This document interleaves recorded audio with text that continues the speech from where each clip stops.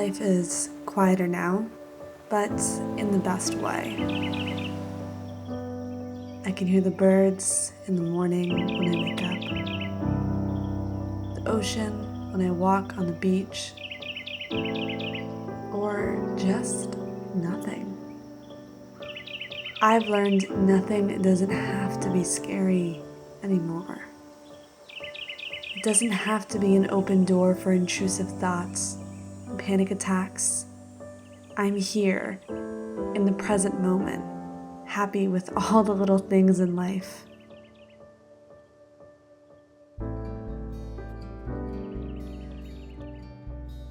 Hey guys, my name is Sarah McKinnon and I am a child of God, and honestly, nobody. I like to call myself an important nobody, however, which to me is someone who has so much value and talent and things to give to the world, but is no more talented than their neighbor. And that is really how I'd like to grow a friendship with you guys and tell my story. I have had a long road to get here and hit this record button. I've been practicing and wanting to share my wisdom, share my vulnerability, and talk about mental health for years, but I didn't feel I was ready or able, and I think it was God preparing me to walk Christianity and to be in the environment I needed to be in, and have the support and the knowledge I needed to have before getting in front of a channel and just being honest regardless of how good this all turns out and where this goes. And gosh guys, the road here, there's so much I want to talk about. There's so many stories I want to tell, but I'll start with this. I have been on this journey of trying to heal from excruciating mental trauma, and I believe I have finally figured out how to master what I like to call partial peace. And that is when you have acknowledged that your days will never be fully happy or they'll never be fully sad.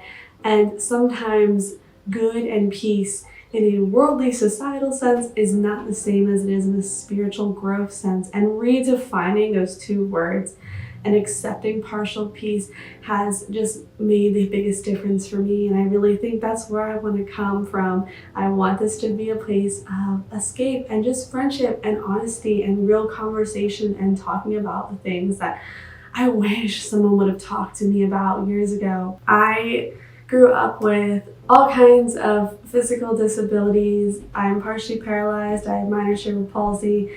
I have a lot of food intolerances that links to my mental health and caused me to be very sick growing up all the time and missing school and skipped classes from panic attacks and just being really unwell and removing myself from social situations.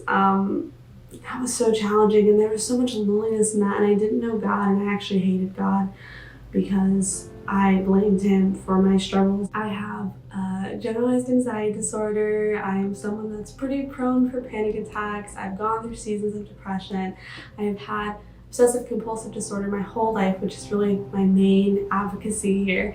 But I didn't know until about 2 years ago, and that really tormented me, and it progressed to the point where I was debilitated often, and it got worse and worse. And until I attempted suicide because I didn't know a way out. And that's when I found God and Christianity, and my life has become more beautiful and more painful than ever. And I know it seems weird to put both of those things in the same sentence, but guys, there is so much beauty that is born from pain and growth and learning about ourselves. And that's kind of the journey I'm on now. I used to live in New York City, where I really did thrive in a career way. But I thought that my self-worth came from titles and awards and accolades. And so I became a workaholic and channeled the childhood struggle and the trauma into the workaholism.